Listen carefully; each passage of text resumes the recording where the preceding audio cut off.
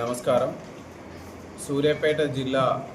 పట్టణ కేంద్రంలో గత 21వ తేదీ అర్ధరాత్రి జరిగినటువంటి శ్రీ సాయి సంతోషి జ్యువెలరీ షాప్ థెఫ్ట్కి సంబంధించి పోలీస్ డిపార్ట్మెంట్ సూర్యాపేట జిల్లా యంత్రాంగం అంతా దాన్ని చాలా ఛాలెంజింగ్గా తీసుకోవడం జరిగింది. ఇందులోనే భాగంగా మనం ప్రతిరోజు ఈ మొబైల్ డివైస్ స్కానర్స్ తోటి, ఫింగర్ ప్రింట్ స్కానర్స్ తోటి విస్తృతమైనటువంటి తనిఖీలు నిర్వహిస్తూ ఉన్నాం. ఆ క్రమంలో ఈరోజు మార్నింగ్ మనకు ఉదయం 5 గంటల సమయంలో మనకు వచ్చినటువంటి ఇన్ఫర్మేషన్ తోటి మనం ఈ తనిఖీలు నిర్వహిస్తుండగా సూర్యాపేట పట్టణంలో ఉన్నటువంటి హైటెక్ బస్టాండ్ సమీపంలో ఒక మహిళ అనుమానాస్పద రీతిలో మనకు కనిపిస్తే మనం ఆమెను చెక్ చేస్తే ఆమె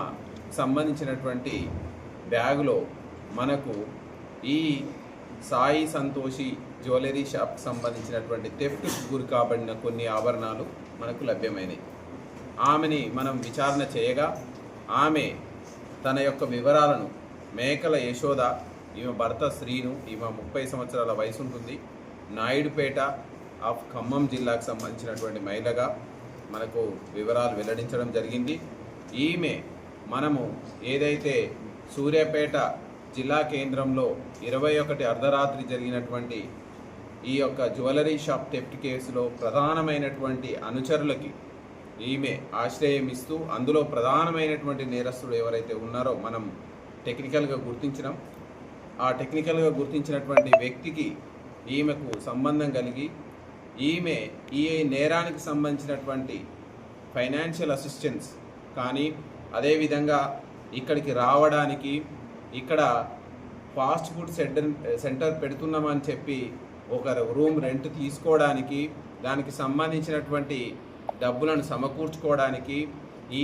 యొక్క జ్యువెలరీ షాప్ని దొంగతనం చేయాలనేటువంటి ఉద్దేశంతో ప్లానింగ్,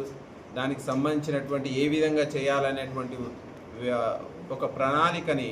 ఈ మనకు A1 నేరస్తుడు ఎవరైతే ఉన్నారో ప్రకాష్ అనిల్ కుమార్ అని మనం ఇప్పుడు ప్రాథమికంగా మనకు వచ్చినటువంటి టెక్నికల్ ఎవిడెన్స్ ద్వారా మనం గుర్తించడం జరిగింది. ఇతనే కాకుండా ఇతనుతో పాటుగా అమర్ భట్ అని ఇతను కూడా నేపాలీ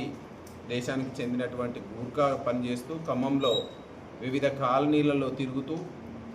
మెయిన్గా గూర్ఖా పనిచేస్తూ గూర్ఖాల ముసుగులో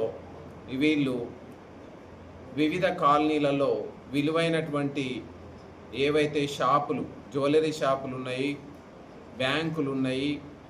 ఇండ్లు ఉన్నాయి, వీటిని టార్గెట్ చేసుకుంటూ వీళ్ళు దొంగతనాలు చేయడమే అలవాటుగా ఏర్పాటు చేసుకున్నారు. సో ఈ అమర్ భట్ అనేవాడు గత కొంతకాలంగా ఖమ్మం పట్టణంలో ఉంటూ ఈ యొక్క గూర్ఖా పని చేసుకుంటూ గూర్ఖా ముసుగులో ఈ నేరస్తులకు ఆశ్రయం కల్పిస్తూ నేరస్తులు చేసేటువంటి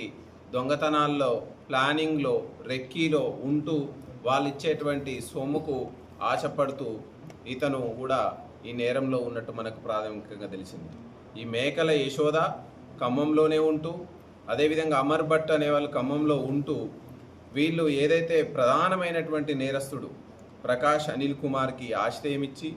అక్కడ గూర్ఖా పని చేస్తున్నట్లు ఒక వృత్తి చేస్తున్నట్టు మనకు నమ్మగబలికి, సో ఖమ్మం పట్టణంలో, ఖమ్మం ఏరియాలో గతంలో ఇతను నేరాలు చేసిండు, ఈజీగా దొరికిపోతాడు. కాబట్టి